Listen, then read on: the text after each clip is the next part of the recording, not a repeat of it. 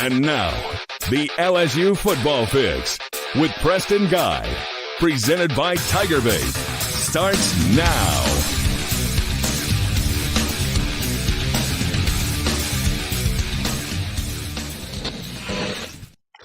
And welcome in to a special Tuesday edition of your LSU Football Fix presented by Celebrity Theaters. Tonight, Nagy couldn't make it. Tonight, he had some work obligations, so we had to kick him to the curb. And in comes John Eads, sports reporter of WAFB. John, what's going on, man? Hey, Preston, thanks for the invite. Tough shoes to fill. Zack does a great job with everything he does, but I know we've done one or two of these shows together before. What we need to do now at some point is hop on the sticks and play some college football 25. I know we've been talking about that. We do. I'm going to tell you what, man, since the football season has started, like there's real football, boy, my time to get on that. Plenty of free time, right? No. You can probably play right now. I have the opposite of free time, man. Like, you know, especially like on days where I do this show, man, it's like, man, I barely even get to see my son on days like this. It's wild. But I do keep up with my online dynasty. So there's that. I'm taking care of some obligations, but I do feel look, day one, I would have been not so confident. At this point, I feel pretty decent about it. But yes, we got to get it, and we got to get it on stream. That's the other thing. Yeah, I got to show everybody that butt whooping. It's going to be a butt whooping. Yeah, for you, I'm serious. I went 2-10 with New Mexico year one. Currently, we're 1-9. So, have you played online against any local media members? No, people have asked. I think you've asked, and I get embarrassed enough as it is. Yeah. So sometimes you just want to save yourself from a little more embarrassment. Right. Right. I totally understand. Maybe I'll let you get it in. Maybe LSU wants to save itself from some embarrassment this weekend. As we have a super chat already, Devin Johnson getting us started off with $1.99 super chat. Jevin, thank you for your support of the show. South Alabama will give LSU all they want. Man, look, that's exactly what I'm getting at. That's what we're going to talk about in this show today. Is LSU. I don't know that I want to quite call it upset alert. That might be too strong. We'll debate that, but. It's got the makings of a trap game. Yeah, it could. I don't know. I mean, it comes before a bye week, right? Right. And Ole Miss isn't for 2 weeks. So maybe if Ole Miss was next week, possibly. Sure. But look, Preston, I mean, in game, this team is on upset alert sometimes. I mean, they were trailing to UCLA, if I'm not mistaken, right? Or at least it was 17-17 at halftime. So yeah, it was definitely tied. No, I think they had the lead because remember they scored a touchdown with 2 seconds before half, right? Yes, and that was so maybe they didn't trail at any point, but still, and like this team is not good enough to overlook anybody, right? So they shouldn't be. And of course, we're going to talk about I still think this team has the makings to get to be a better team. Yeah. But right now, I don't think LSU is playing like a team that can overlook anybody with a pulse. And South Alabama's got more than a pulse. Of course, Stephen Miller with the chat. Hit like, beat Mike. Make sure that's our theme for this year. Let's get some likes because Mike likes to make fun of me for getting less likes than him on his show. So y'all make sure to do that and make sure to subscribe to the channel if you enjoy what you're watching. We, of course, appreciate your support. Rundown for tonight. We're going to talk LSU's Heisman Bowl last night. It was a rare occasion that you get to see just the LSU brand just fully on display like what we saw last night. I mean, it was truly one giant recruiting commercial for LSU with 2 Heisman winning quarterbacks putting on an absolute show. We're going to dig into that. It was just too special, too much context. Too many notes about the game to give to not have a whole segment on that. So we're going to talk about that. We're going to do a little bit of UCLA recap. We're going to look forward to South Alabama. We're going to talk about what they've done, why they should make a lot of people nervous, the spread, all that good stuff. But before we dive too deep, let's thank some of our sponsors. Of course, we got to thank Celebrity Theaters, who makes everything we do possible as our title sponsors. Guys, Celebrity Theaters, you guys know, it's Louisiana's only locally owned and operated theater in the Baton Rouge, in Louisiana, I should say. Because of that, you're going to guarantee to get great service, you're going to get great pricing, and you're going to get, specials all week long. So, of course, we got to thank Celebrity Theaters for making our show possible tonight. Let's dive in and talk about this Heisman Bowl, right? Joe Burrow, Jayden Daniels, what were your expectations going into this game? That's what I want to know first and foremost. Well, on the fun, spread pick'ems I do with my buddies from college, I picked the Commanders to cover. What was the spread? I don't know, like 5.5 or something like that. Yeah.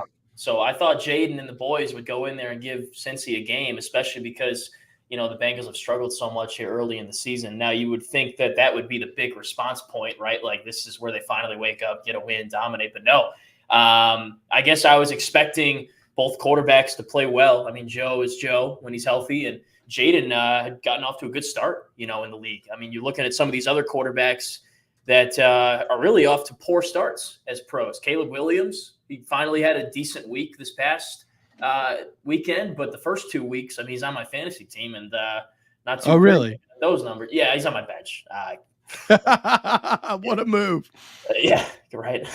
Not that Trevor Lawrence is any better, but, and on top of that, Bryce Young obviously has struggled to find his footing in the league. So for Jayden to come in and basically the only thing he's done differently, Preston, is put on a different uniform. He's not wearing the LSU logo. He's not wearing the purple and gold. He's wearing the Commanders uniform, right? And I mean, exactly what he did with BTJ and Malik and Mike Denbrock's offense, he's doing with Cliff Kingsbury at Washington. Basically, what you've seen is what we watched all of last year, and he really hasn't missed a beat. So that was just incredible to see. Man, look, a lot of people I've been talking to think that this Cliff Kingsbury offense is just a perfect fit for Jayden Daniels' skill set. And it certainly looked like it last night. Man, look, I was expecting a good game. I kind of like jokingly, was talking with my wife about it. I was like, man, I hope they score 70 points tonight. 70. Lo and behold, 70. Well, they scored 71. Yeah. Combined. Yeah. Yes. I was, but like, I mean, man, let's talk about, first off, this was the first football game in the NFL since 1940 where there were no turnovers in the entire game and no punts, no turnovers. The team's gotten scoring position in every single drive. Of course, there's one drive where McPherson misses the field goal, the 48-yarder. But that's wild to me. I don't know that I've ever seen talk about NFL game. I don't know if I've seen a football game like that. You know what I'm saying? Like, yeah, believe me, I know. I'm from Big Ten country. We got Iowa. We love to punt the football.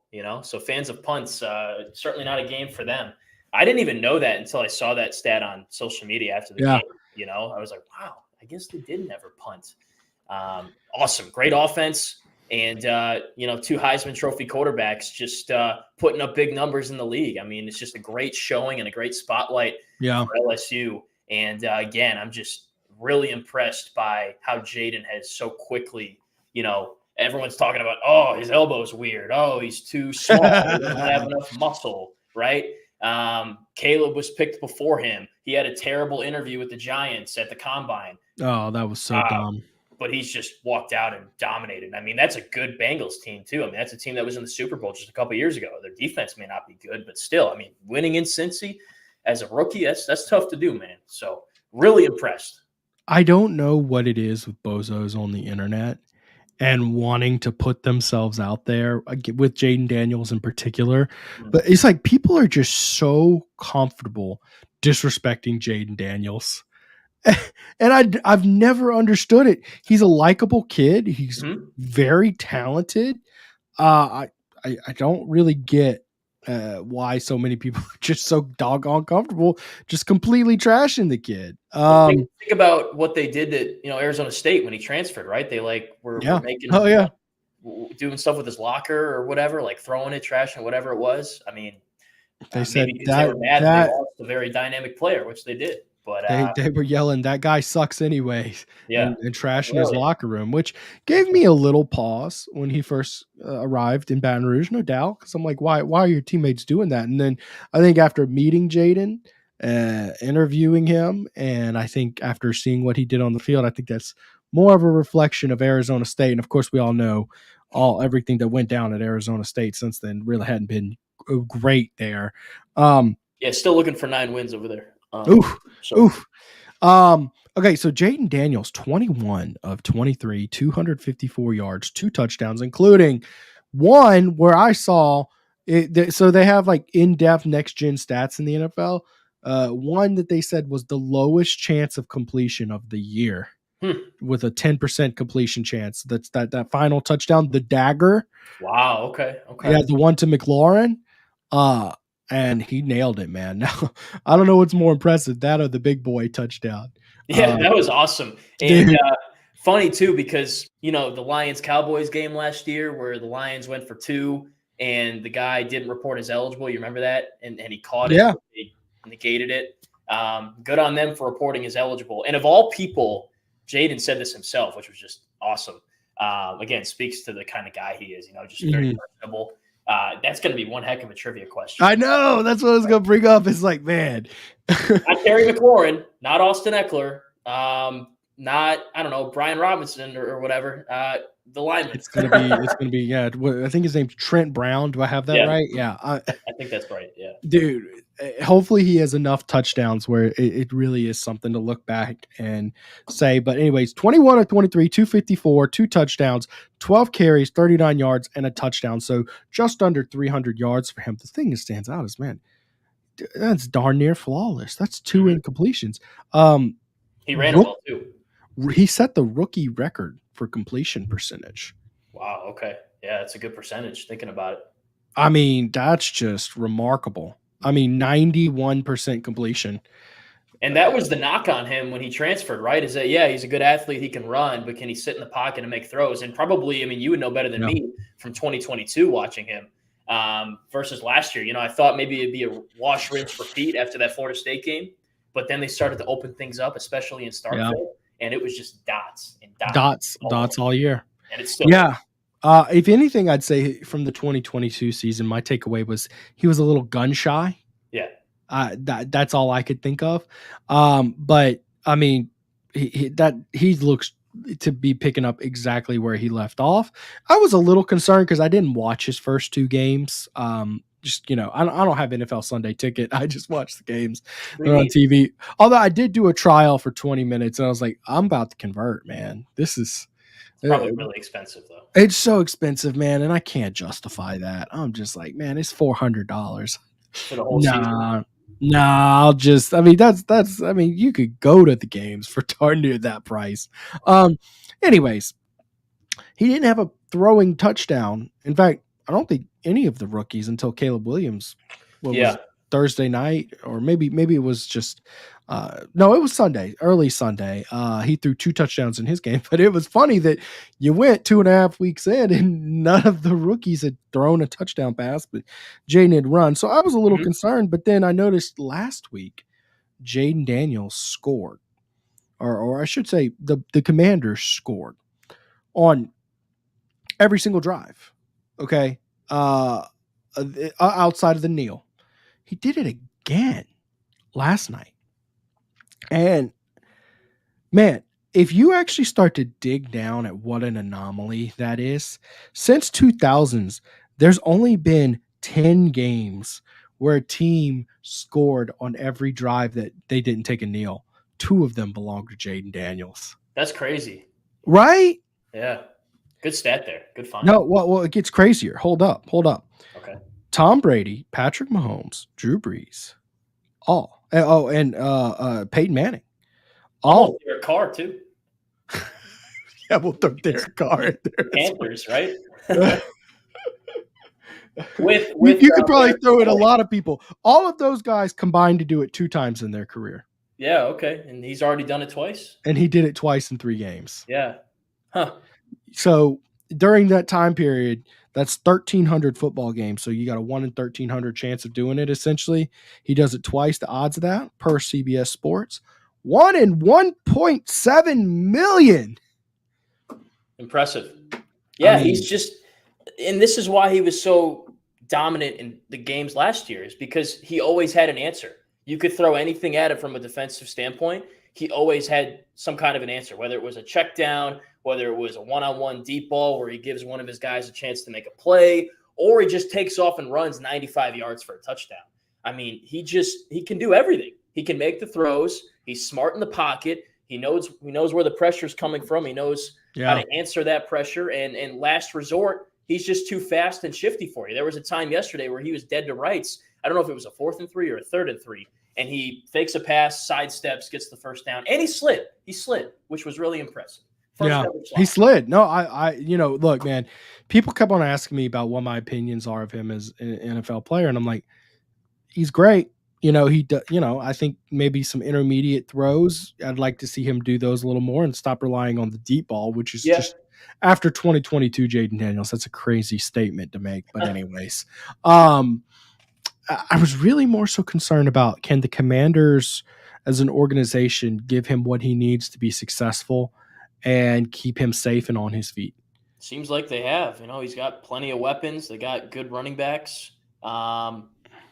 I don't know a ton about their offensive line, but it seems serviceable enough to me. It did.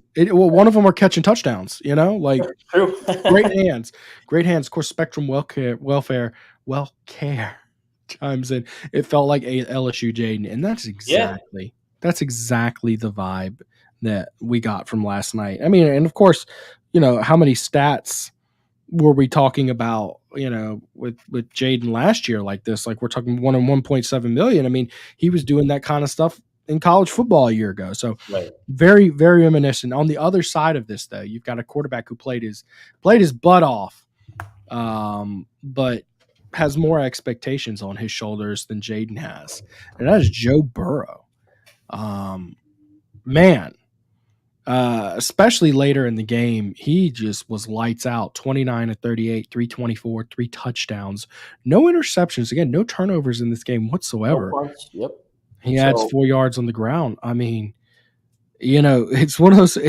He put his team in scoring position in every drive. Okay, I don't know. When you do that, you're going to win. Usually. Right, that's what I'm saying. Maybe you don't want to settle for 3 field goals, which maybe that is a flaw. One missed field goal too. One missed field goal, right? Exactly. But that one missed field goal wouldn't have been the difference at the end of the day. But I will say this, that that's still remarkable, man. I mean, and people should be talking. Instead, you got people like Shannon Sharp going on ESPN talk about, well, are we making excuses for Joe Burrow? I'm like, I don't know what excuses he played. I mean, at some point, your defense has to get a stop. I mean, I'm saying, could they have gotten a touchdown instead of a field goal at one point? Yeah. I mean, you probably would have loved that. But shoot, man, if you're going to score points on every drive in a football game, your defense has to do something for you. Yeah. Like, that is just. No, and specifically, you're saying get a stop. One. Are we talking about Cincinnati's defense, or are we talking about LSU from last year? Both. Make sure we're talking about both. I mean, really though. I mean, it is kind of sad. It's sad because the Bengals defense has been pretty decent during Burrow's time there, but that was the first time where I'm like, I have zero faith that they'll get a stop. They got to get that right, man. But it really didn't feel like they played all that awfully. It's just like, what are you going to do when the quarterback makes a perfect throw contested downfield? Like, think about the dagger to McLaurin. He was in one-on-one coverage, and he just made a perfect throw. Jayden running the ball, of course, we all know how hard that is to stop. I just don't know. Anyways, Burrow finds himself at 0-3, which is kind of a death sentence. Everybody talks about the 0-2 death sentence, but 0-3 gets even worse. So since 1990, you've had 162 teams start 0-3. 4 have made the playoffs, man. I mean, that's easy. I mean, here's my question. Am I stupid for still thinking that, okay, this is a team, Joe Burrow, he's still wheeling and dealing. They got Jamar Chase in place. They've invested in their offensive line. Maybe the defense has some problems, but am I foolish for thinking that this team could bounce back and compete for the playoffs? I don't know. I don't think so. I mean, I think anytime you got a dynamic quarterback like Joe, you've got a chance. they're certainly going to win some games. I reckon that they will at least be in the conversation at some point for the playoffs. I guess, history isn't the ultimate decider of things, but it's certainly not something you enjoy looking at. It's very rare to come back from a start like this. I feel like the Bengals always kind of get off the starts like this. I feel like they always start the season slow. Maybe they don't drop to 0-3, but I feel like most years the Bengals are like 1-2 or like 1-3 off the rip. Maybe I'm wrong about that, but it just kind of feels that way because of how during the tenure of Joe Burrow, for sure. Yeah. I don't think you're foolish, though. Well, that's the thing is like they started 0-2 a couple times and they've made the playoffs a couple times. You know what I mean? Like that's just people want to say that the Bills championship window is closed. Anytime you got a quarterback that can do what Josh Allen does, you've got a chance. Anytime you got a quarterback like Joe Burrow, you got a chance. 0-3, not ideal. Hey, look, quick shout out to the Bills last night. I don't know if you watched the Bills game. Mm-hmm. First half. They smashed. Yeah. They destroyed the Jaguars, which, by the way, interesting little matchup there. Joe Brady is the offensive coordinator for the Bills. Interestingly enough, Matt House coaches for linebackers for the Jaguars. So Joe Brady makes 47 points on the Jags, which I just found dude, they went up and down the field. What a great night for it, because LSU fans are mad at Matt House. Yeah, have you seen all that? Like they hate this guy, and like he never did anything wrong except for waste a championship defense or offense, I should say. Well, and there's more to it than that, but that's a discussion for another time, I suppose. More. Wait. I'm actually kind of confused. More to it than that. He certainly did not meet the standard as a DC, but at the same time, I don't think that this team has the ingredients necessary to cook up something that is a formidable, consistent defensive product right now. Because I think that couple years. I think that anytime something is historically bad in sports, okay, the reality is we all want to say, well, was it the coaches or was it the players? You know what I mean? Or, like historically good. It goes both ways. Okay. Mm-hmm. Was it Brady or was it Belichick? Right. And we all try to pinpoint, well, Belichick has flamed out without Brady and Brady went on to the Super Bowl. But the reality is, most of the time when something's historically good or historically bad, it's a little bit of both. You know what I mean? Like it's a little bit of, yes, the coach was good and the quarterback was good. I think last year's defense, it was clearly a combination. Matt House wasn't able to call a good defense, and we saw some schematic. I mean, think about how many times it's like, oh, look, another soft zone coverage that they're just eating them alive with, and they're not doing anything differently. I think that, and we're seeing it this year because it's mostly the same players. Exactly. That's what I'm saying. It's definitely a little bit better. I like some of the things they're doing to get the most out of the guys, but from a safety standpoint, from a corner standpoint, and those are the two positions, linebacker too, to a certain extent, that are really struggling. It's the same cast of characters, and we're seeing a lot of the same mistakes, Exactly. I just don't think they have the Jimmies and Joes. I do think they have the pieces on offense to turn it around. Yeah, we'll talk. I think defensively, I think that it's a rebuild. You know what I mean? Like it's going to take some time. Now, there's some hope. There's some players who were part of this defense a year ago that are playing much better. Think about Braden Swinson, man. Oh, yeah. You basically got nothing out of your entire defensive line, and your defensive line, strictly because of coaching, is playing night and day better this year. Kevin Peoples effect. Yeah, Kevin Peoples, and Bo Davis. Both those guys. Absolutely. But both those guys are doing work. But I agree, Kevin Peoples, his defensive ends are certainly the strength of the I might say strength of the defense at this point. I don't think that's a hot take. Not at all. Before the season, I would have said linebacker, right? But 5 sacks last game. They only matched that once last year. It was in the bowl game. All right. Well, look, we're kind of in a good point here, transitioning back to from NFLSU to current LSU. Let's take a quick little ad break. Got to thank the sponsors, and we're going to be right back. Of course, guys, first and foremost, we got to thank our title sponsor, Celebrity Theaters, guys. for years, they've been committed to providing a total family entertainment to all of its patrons. Guys, we talk about them being locally owned. Guys, they've got state-of-the-art technology as well. Okay, they've got the Dolby Atmos 3D sound system, oversized leather reclining seats. They've got a full bar featuring beer, wine, and frozen drinks. Guys, and they've got the largest arcade in Baton Rouge with more than 50 games to play with. I love taking my kid to this arcade, so I think you'll enjoy it too. And don't forget they do weekly specials, making it more affordable than ever to check it out. We got Senior Savings Day, where it's $5 for all patrons over the age of 55 all day. Bargain Tuesday, where it's discounted movie tickets and concessions for all. Wednesday is College Night, where you get admissions for college students after 5 p.m. is $5, and Baton Rouge has half off arcades all day. Thursday at the Baton Rouge location only is Thirsty Thursday. And of course, guys, I'm really excited to have added a new sponsor to all TigerBait shows this year's, guys.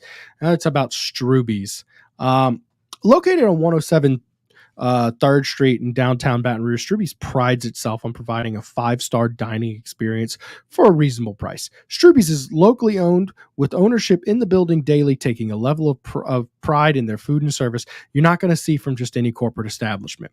Struby's features a full menu of specialty meats, including USDA Prime Black Angus steaks, 100% certified Wagyu New York strip. And for those looking for something outside of red meat, they offer items such as the dry-aged pork chop, black truffle lobster, pasta, and of course, they've got redfish and plenty more. Book your reservation online at strubys.com. Make sure to let them know that TigerBait sent you in. And we got to hear from our friends at Rejuvame real quick. Let's pop them on here. Oops. At Rejuvame, we specialize in medically monitored hormone and weight loss therapy, giving you the energy you need for all life's challenges. Let us be your age-defying clinic. Restore me, refuel me, Rejuvame. RejuvameMedical.com. And guys, change the way you feel at Rejuvame Medical by creating a customizable treatment plans based on your goals. Rejuvame can lead you to success. Visit RejuvameMedical.com for more. Let's see. Do we have any good comments that have come in? Landon Barone. Of course, this is, we read this stat off earlier, actually, Landon. It is a good stat here. First time since 1940 that neither team punted or had a turnover. That's wild. 84 years ago, man. S. Young. If we are in a dogfight with USA and it's an 8-4 season with another great offense and a bottom of the barrel defense, oh boy, there's a lot to unwind there. That's basically the whole segment we're going to get to. We'll peel that away layer by layer, no doubt. Thank you for the comment. And injuries have played a big part the last 2 years. All right, let's open with that meat and potato there, the injuries, right? All right, I'm going to ask you a question here, John. All right. Before the season, right, when we're at fall camp and it's 100+ degrees, I remember it. It was hot. Yeah, I mean, you were dressed like you were leaving the gym every day, man. I specifically dressed that way because I knew I was going to be looking like I just practiced. Right, right. Exactly. I was ready to strap it up and go. But we both. If you had to pick 2 players on this defense, you could not lose to injury. Who were the 2 you were going to pick? Well, probably the 2 that are injured, I would say. I mean, but with, hindsight's 2020. Let me say this. Harold Perkins, I don't care what I've seen, haven't seen. He's one. Just from what he presents, not maybe from a production standpoint, because it's not like he's come out and gotten 5 sacks a game, right? But you see it on the film. He's setting his teammates up to make plays. And obviously, when you're game planning against LSU, you got to be aware of his responsibilities on every play. So perhaps you'll run a play away from him, or you will completely trash part of your scheme because you can't run that when Perkins is on the other side. So he's one. But I will say, this defensive line, the D tackles specifically, really haven't been a point of concern like they were in the offseason. So they've lost Jacobian, but other guys have stepped up. And I wouldn't say the interior D-line has been noticeably terrible. To me, now I would say you can't lose either Braden Swinson or Savion Jones, because Swinson, I don't know that you have another athlete like him on the team. that produces like he does. No disrespect to Jacoby. He's a great guy. Certainly would love to have him out there, right? I mean, he's a big dude. He's played 5-6 years of college ball. You can't replace that. But Swinson's been the SEC, Defensive Player of the Week 2 weeks in a row, right? I mean, you don't have those kind of guys in the roster all over the place. Maybe there's guys with upside like Deshaun Womack, but shoot, from what I've seen from Swinson, I don't think you can lose him. So I'd say Perk and Swinson. Yeah, well, that's at this point, but certainly before the season. Before the season would have been Guillory and Perk, yes. Yep. Certainly, and that's what I'm getting at. But it is kind of a good sign that other players have emerged, And look, Perkins, I think his impact has been greater than this, but he has 5 tackles this season. Yeah, it's just been one of those things where, he's been more of a role player rather than that guy we saw against Arkansas a couple years ago. And I think that, they will be all right. I think they also have depth. Talking about replacing him, I think you got a guy, West Weeks, who is going to fill in pretty well.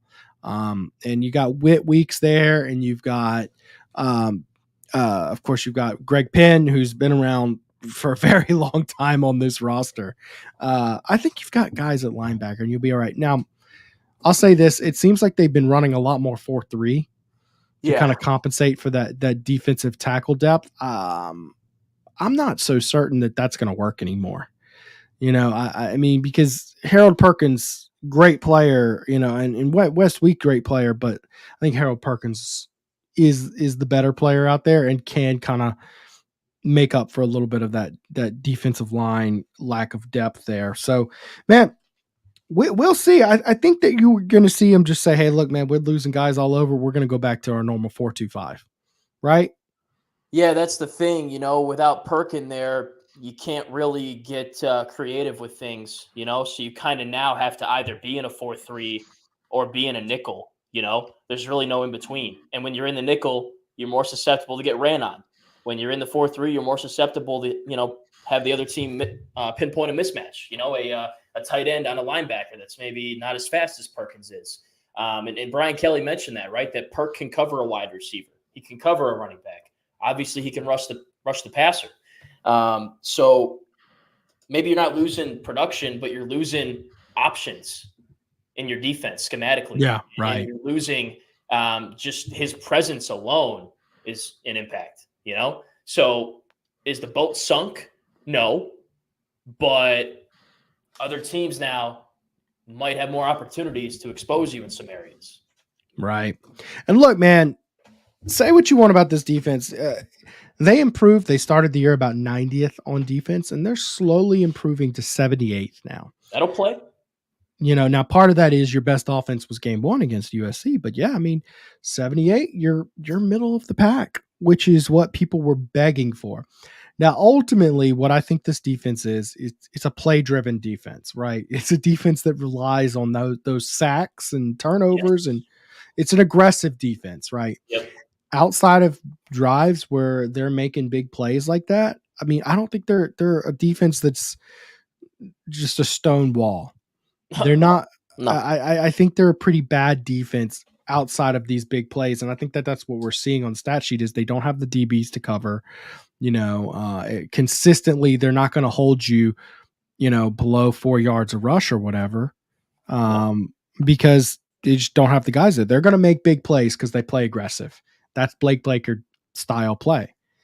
But I'll take it. Nothing wrong with that. A turnover goes a long way, and stiffening up in the red zone goes a long way as well. It's just it's not much better, I guess, than what we saw last year. But I will say this. They shut out UCLA in the second half, and this wasn't a situation where there's an asterisk by it, where Lenore Sellers is out for the second half with injury, so Robbie Ashford is in. Robbie Ashford is not a good quarterback. He's just not. So when you tell me that they held him to, 10 points in the second half, I'm like, okay, cool. But, consider the circumstances. You know what I mean? It's not all black and white like that.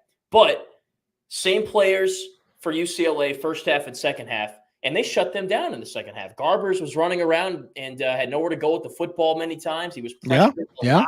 So I was actually impressed by that. And really, a lot of the stuff that happened in the first half were coverage busts. Major Burns thinks the defense is in zone when really it's man-to-man. His guy's wide open. That happened twice.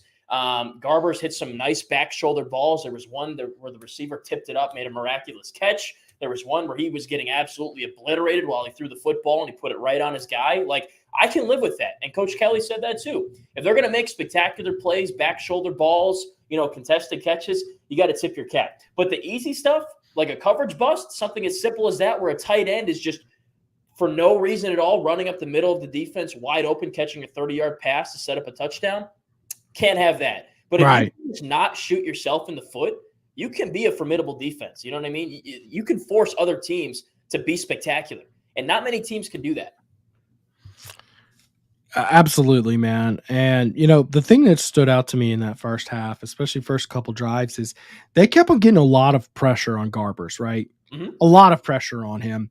And he just kept on making pretty decent to really good plays. Remember that play to end the second half he made? He took a whip. Yeah, that's the one I was referring where he just got flattened and he just makes a hell of a play. And it's like that's the kind of stuff like I would have loved to have seen last year. It's like, oh, he made the play. That is what it just, you weren't seeing that effort and energy out of the defense. I can live with that.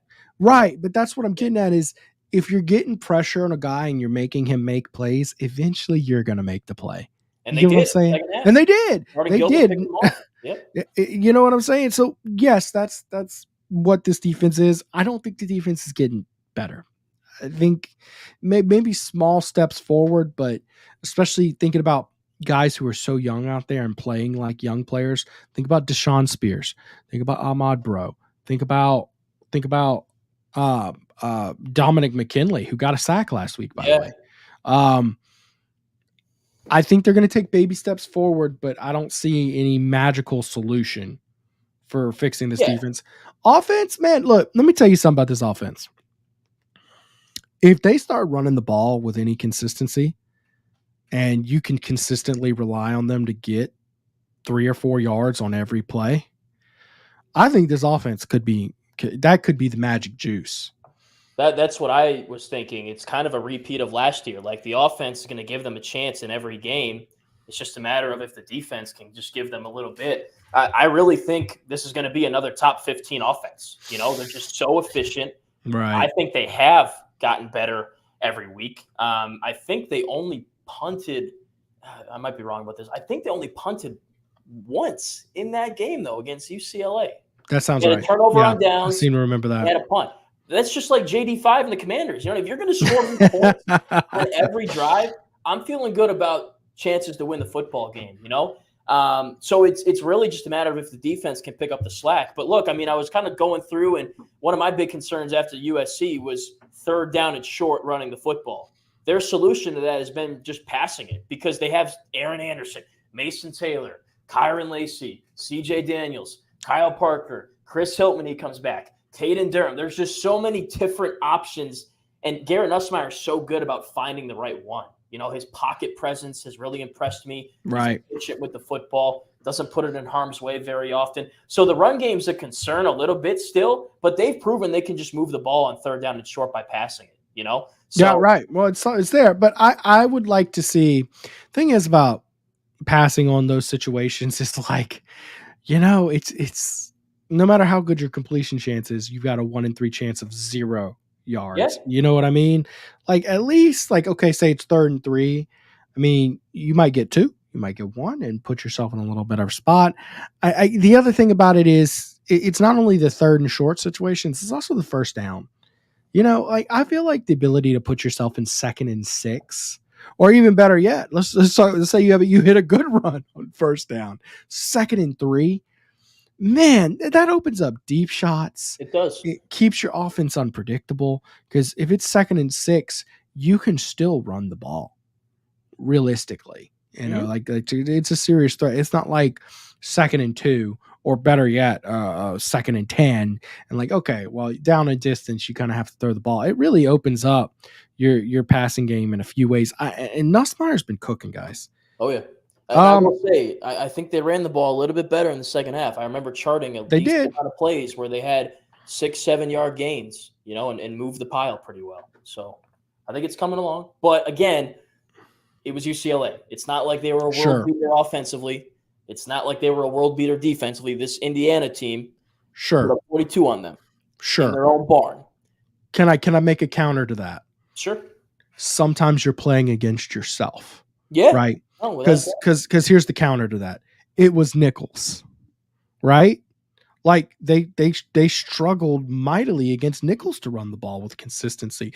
So sometimes, it doesn't matter if you're playing air, you want to see these improvements. And a big step to getting good at something is being able to do it against lousy competition. That's college football. Yeah. You're not lining up against an NFL team every week. And part of it is sometimes you're going to line up against a lousy team. They're still getting the best out of you if you're bad at something, right? So I don't really want to mitigate the improvement in these situations because exactly like I said, sometimes it's you versus you. You have to execute things. Sometimes it's not about your opponent doing things well. It's just about you not screwing them up so badly. Does that make sense? Sure, yeah. And I think, too, that teams are still stacking the box against these guys. And I don't know why, because they're just slicing and dicing with the passing game. You put 7 in the box, that's cool. We'll just expose you, on the outside or downfield over the middle. So maybe that'll change in the future. I think Coach Kelly mentioned that in his press conference, too, that he's surprised that teams still are not backing off, having seen what Garrett Nussmeier can do to them. So I agree, man. Eventually, you might run into a team that can put 5 or 6 in the box and shut you down from a running standpoint, and at that point, cover you from a passing standpoint. But maybe teams will start to game plan differently in the future, having seen through 4 games what Nuss and those receivers can do. And when you bring Chris Hilton back into the equation, if he's anything near 100%, it just emphasizes that even more. Let me tell you about Chris Hilton. He's excellent. And I do think he's the guy they need to stretch the ball vertically. Yeah. Clearly, to me, Nussmeier doesn't have the same chemistry with his receivers on deep balls that he does with Chris Hilton. I think chemistry is such a big deal, and he's always been real good. Now, to do a deep ball, you have to be 100%. You can't be 93% and be a speedster like Chris Hilton. He needs to be 100% to get back. But Chris Hilton's one of those guys, he's been hurt so much that I kind of just look at whatever he does this year. It's lanyap. Do you know what lanyap means, Mr. Yankee? I've heard it before. Oh, wait, you actually don't know what it means. Oh, snap. A little something extra. A little. Oh, okay. What does that refer to? You threw some potatoes and corn in the crawfish pot. Oh, okay. Nothing wrong with that. A little lanya. Yeah. That's how I look at Chris. He's the potatoes and the corn in the crawfish boil. You know what I mean? So, the guys that he came into LSU with, I think he was in the same recruiting class as Malik and BTJ. That's correct. And he was rated higher. And it's not really of any fault of his own. Injuries. What are you going to do? They're injuries, right? But I'm hoping that this is the year where he can at least, kind of have a Brian Thomas Jr. from 2022, at least show that he's capable of these things, and then really put it all together in 2025. I need to see at least a little bit of that, Capability is not my question. Yeah, not at all. I have been a big Chris Hilton fan since the day he arrived. I think he's an excellent receiver in the making. Even since I covered him in recruiting, his dad's a real blue collar, just real down to business guy. Really like the way he's raised and all that good stuff. That being said, the best ability is availability, which is why I look at it like you really need to own that this team is a team without Chris Hilton. And if you get something out of him, great. That's you get even more than we were expecting. I just like to keep my expectations low. All right. I got one more ad break, but here's what I want to do for this next ad break. I'm going to ask a question here. And see if I've got any veteran savvy Tiger fans in the chat who can come up with a suggestion. Garrett Nussmeier, hold up. I'm actually going to read this stat. He's completed 70.6% of his passes for 1,247 yards with 13 touchdowns and 2 interceptions, right? Ranking wise, in the country, he ranks first in completions, 16th in completion percentage, second in touchdown passes, and 7th in passing yards. Dudes, that's some nasty work. And by the way, you could fluff his start to LSU career up with the 395 he got in the bowl game with 3 touchdowns and an interception, right?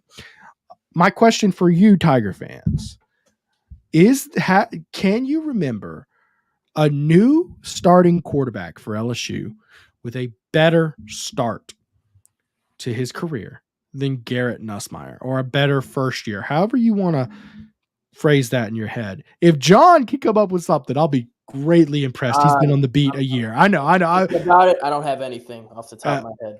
I've got one that people are going to say, but I think it's better. But we'll hit our ads.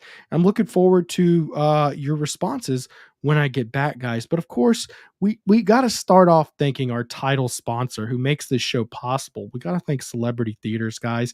And guys, if you're looking for a private event, Celebrity Theaters is your place to go. Trust me, man. They've got 8 or 10 auditorium theaters, depending on which location you're going to. Whether you're interested in hosting a birthday party, private movie screening, corporate meeting, arcade party, guys, they got you covered with the perfect celebrity, with the perfect facility to fit your needs. Celebrity Theaters is proud to offer birthday packages for children of all ages. Let them handle everything from movies to entertainment to setup to cleanup. For more information or to book your birthday party, visit online.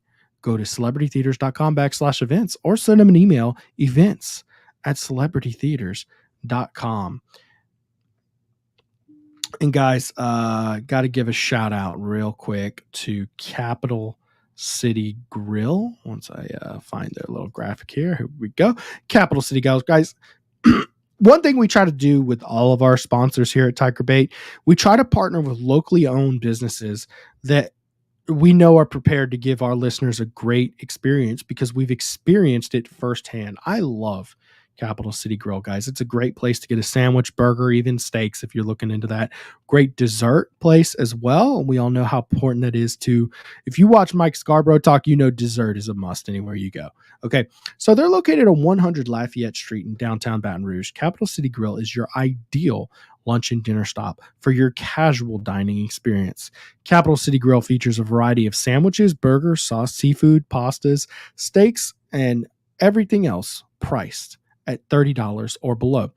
So if you're looking for an affordable experience, it is your place to go. Don't forget to celebrate his Tigers' victory at their Sunday morning brunch, 11 a.m. to 2 p.m. You can book your reservation online at capitalcitygrill.net. Make sure to let them know TigerBait sent you in. And guys, I'm going to just tell you there, my favorite item there, it's the dream cake. It's just this ice cream cake with Snickers, Reese's, the works, man. It's so sometimes when there's a dessert so good, I call it like my argument ending dessert. Like if me and my wife are button heads or we're in an argument, get one of those. It smooths out real fast, man. Like, forget the flowers.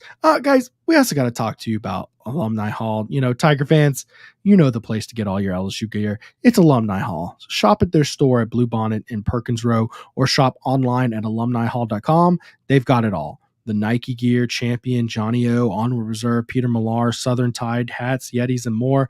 Guys, they've got all the polos you're looking for. They've got LSU baseball gear in, LSU football gear in. You shop with them and earn rewards on future purchases with their Hall Pass rewards programs. Guys, I've got a discount code to share with you today. You can use their code TigerBait, all one word, TigerBait, in store or online, and you're going to get 10% off your purchase. Go shop with my friends at Alumni Hall and use the code TigerBait to save. And of course, we got our final ad of the evening. We got to thank our friends Genesis of Lafayette. Let's hear from them real quick if I can find them. Here we go. Got a brand new attitude, like bing bang boom on a pink balloon, like I just do what I want to do, like ooh, brand new.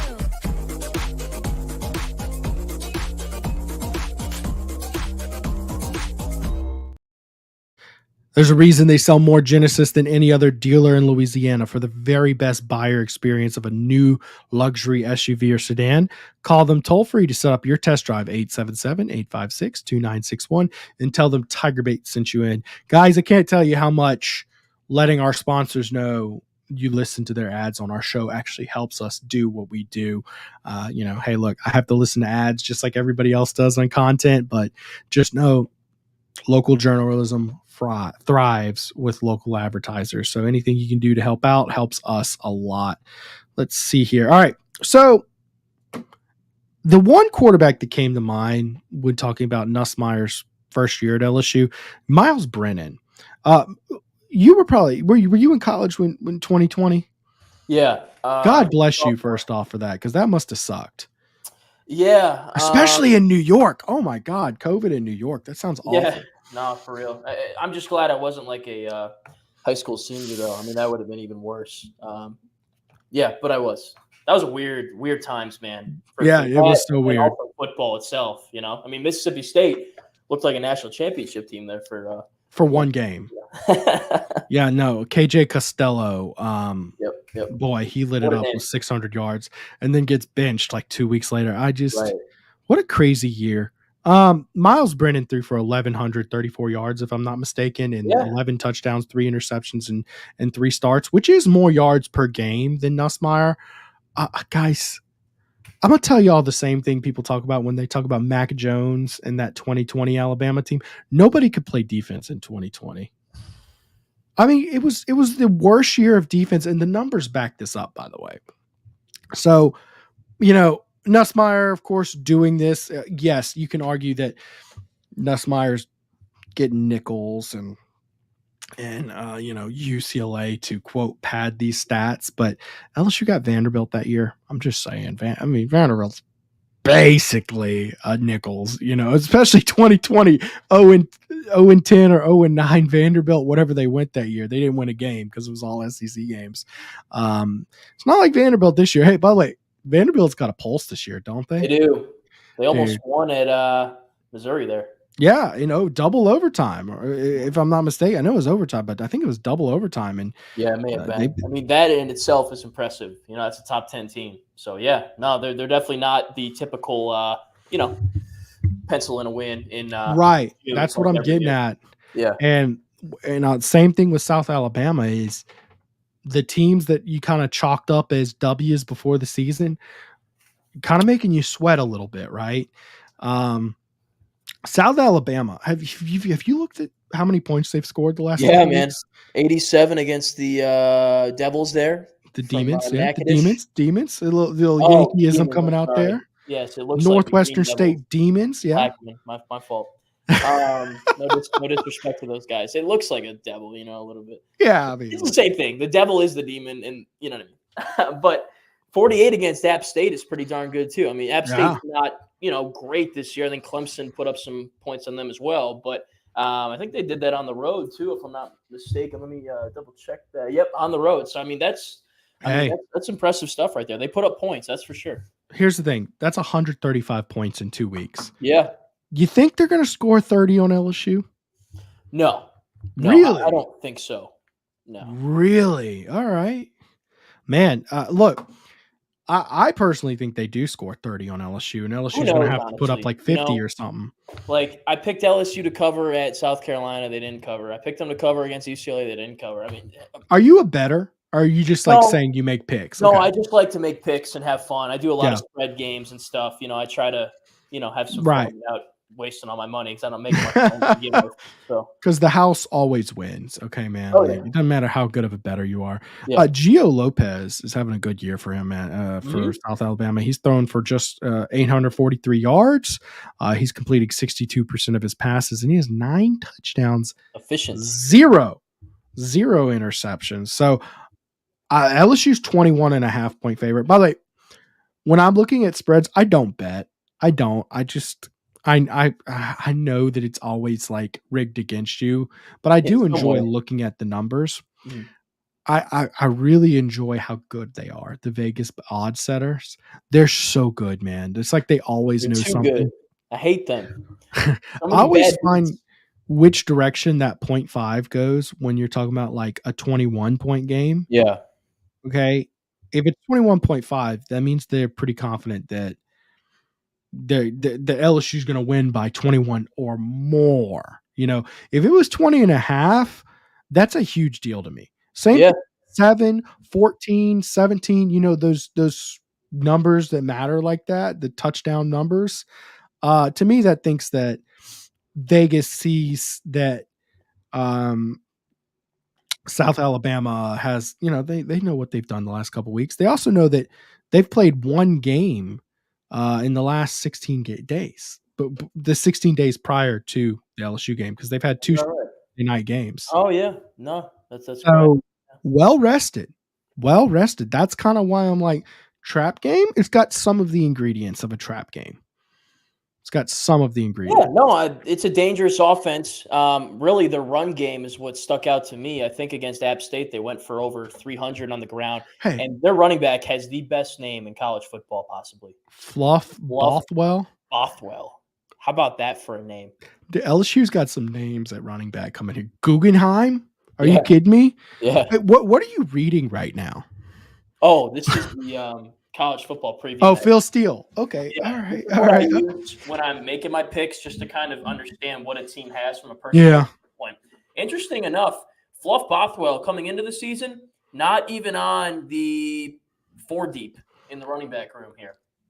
He's a true freshman, and he's come in and he's already running for over 100 yards every game. They got 2 really good running backs. So, we talk about the D-line, we talk about defending the run. There hasn't really been a game this year, maybe besides South Carolina, because they had some big runs against LSU in that game, where this defense has been tested from a running standpoint. Yeah. Even Nichols a little bit, yeah. But I think that's really going to get put to the test in this game. Can this defensive front stack up, make tackles, avoid the big plays in the run game? No cojones. Kelly, I'd rather LSU favorite by 2.5 points. Yes, get that disrespect, you know what I'm saying? But I think reading the spread, I think that means Vegas thinks that LSU's going to blow the lid off this thing, and they're just trying to trick some suckers. If there was 20.5, I'd feel completely different. I don't know. Maybe I read too much into that. Let me give you this. Since 2012, South Alabama is 1-17 straight up, but 10-8 against the spread as a 3-touchdown underdog. That's interesting. All right. Yeah. I think it's just like the UCLA game. Maybe a little bit of a slow start. They get their punches in there a little bit, but LSU pulls away in the second half and wins by, 15 to 24 points. LSU's 0-4 against the spread this year. Is that right? 0-4, because they were favored against USC. Yeah, you know what? I'm 0-3. I didn't even bother picking the Nichols game. I think they were 42-point favorites over Nichols. Yeah. I don't even think they scored the amount they were favored by hardly. And then South Carolina. Yeah, no, they were a touchdown favorite there, right? Didn't cover. Yeah. For a year and a half, I have not been able to put the nail into the wood and hammer it with this team. I just cannot get a pulse with these guys. It is so frustrating, Preston. All right, I'm taking the over because they say 65.5. Dude, I really think this game's going to be LSU's going to be like 41-30. I think this is the game where LSU really tries to do what they did in the second half. 90-yard drives, plays a full game. 8 minutes off the clock. South Alabama lost a lot defensively. So while they have been impressive from an offensive standpoint, D-line gutted, linebackers gutted, secondary gutted. So this might be a game where they just going into the bye week want to run the ball, possess the ball, score touchdowns on drives, and just milk the clock instead of being go, go, go, running and right. Go, you know what I'm saying? So that's what they were in the second half. I want to see this team play 4 quarters of consistent football. Heck yeah. That has not happened this year. I don't know if this is the game where you see it or not. We'll see. I mean, basically, you hope it is, but I don't know that there's any evidence to show it to me. We'll see. No, I would feel a lot better. The UCLA game. This team has not had a game where they've dominated and played well in every quarter. I was banking on UCLA being that game, and it wasn't. They didn't play well in the first half. Yeah, man. And look, I'm also one of those guys where if they're running the ball well against South Alabama, I don't care that it's South Alabama. I'm still taking that as a good sign of optimism. Yeah, I mean, it's all you can do. But what game have you ran the ball well in? Maybe a little bit of South Carolina. Yeah, a little bit. That they've run the ball well? Yeah, run the ball well. They haven't really ran the ball well. Yeah, that's Jayden Durham. Jayden Durham had one good game, and I don't know that you call a full game of running the ball well. It was a few plays they tied together. Yeah, no, you know what I mean? No. And you know what? Maybe that's just not this team this year. Maybe this team is destined to just throw it for 350 every Hey, game. maybe Go for 100, and if that's the case, oh well. Let me also tell you, I'm actually not against running just enough to keep them honest. Does that make sense to you? Like, well, it doesn't even matter because teams are still loading the box despite the fact that they're putting up 50. Keep on tearing them apart, Nuss. Keep on doing your thing, man. I don't care if you're 65-35. I think a little, if you start to get to that 80-20 territory of pass run, you start to get a little predictable. Yeah. But man, I mean, if you're going 65-35 and they're still, again, stacking the box is relative. They've been putting 7-man in the box a bunch, which I mean, I guess in 2024 is considered stacking. Used to be they'd call stacking 8 men in the box or more, but yeah, it's still a heavy box, whether you put one way or another. Yeah, man, put the ball in Nuss's right arm, put it in there, and just run the ball well enough to keep him honest. You know what I mean? Yeah, but let me say this. I think what Brian Kelly wants is what they were in the second half. And when they went on those 10-play, 90-yard drives, they moved the ball on the ground. They picked up 7 or 8 yards on the ground and moved the chains, pushed the pile. That's what they need. They don't need to run the ball just to run the ball and make guys like that feel good about it. You know what I mean? They need to run it and stick to their game plan. If they want that to be their identity, long drives, wear out the defense, play the long game, great. But you can't have a little bit of both where it's, you're trying to hit that big play and you're just kind of abandoning the run game. You kind of need to find the happy medium. So maybe they're still trying to find that. Certainly, man. Well, Major Applewhite, Catholic High native. Baton Rouge native, played for quarterback for Catholic High, signed with Texas. He's coached all over the country, including John's alma mater, Syracuse. That's right. He's coached for Alabama in various positions. He's making only his second ever visit to Tiger Stadium that I'm aware of. So I think that's part of the ingredients of the upset or trap game recipe is he's highly motivated to get this one. I promise you he doesn't like LSU. I promise you. Yeah. So we'll have to keep an eye out for this. We will see you Saturday night in Tiger Stadium. I'm very excited. John, were you on the field last week? No, Jock and all the boys get to go. I got to be the guy that sits in the studio. And, I thought you were on the sideline and you had the rough assignment. I don't know. You probably would have been rather than in the studio last week.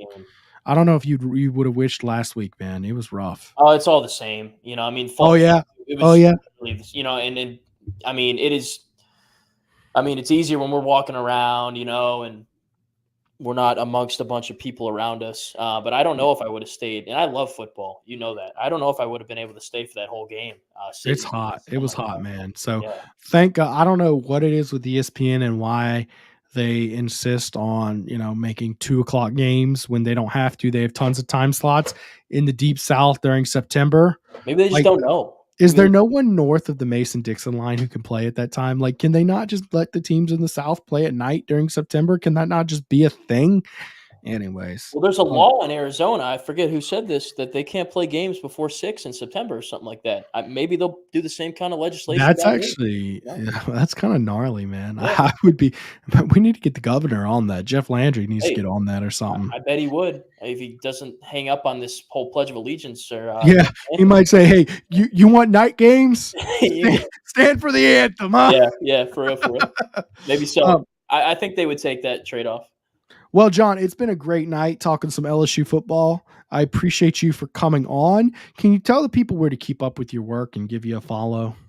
Yeah, I'm on social media, Twitter and X and Instagram. If you look up my name, John Eads, as it's spelled there, and WAFB, you'll be able to find me.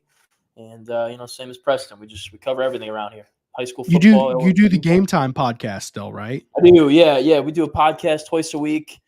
We give you preview and predictions. The predictions have not been good, but the previews are good at least. So, just stick around for the first 3 quarters of it, and then when I start making my prediction about the betting, give it to them straight. Yeah. But we do big picture discussions like you and I have done on here about the offense and the defense and things like that too. So you can find that on the WAFB YouTube page as well. All right, best comment of the night, though. Why does John look like Wolverine? God, a Hugh Jackman love here. Dude, that's actually kind of a compliment, though. Because I'm from Wolverine country. Usually people say I look like the dude from Mr. Incredible or whatever. Mr. Incredible. You talking about the Incredible? They say you look like Mr. Incredible. No. Syndrome. Yeah, syndrome. Yeah, I don't know. I think the Wolverine hair for tonight at least was more on point. Did you see the Wolverine movie that came out?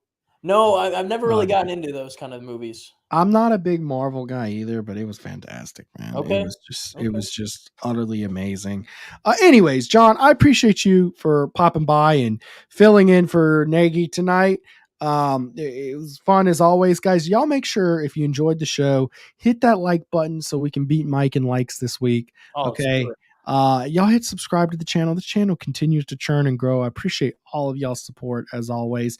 And y'all tune in. Mike will be back with Buddy Wednesday night for their midweek show. And then of course we've got the TigerBait Live post-game show about an hour after the South Alabama game this weekend. So we will see y'all there. Y'all have a wonderful Tuesday night. I will see y'all this weekend.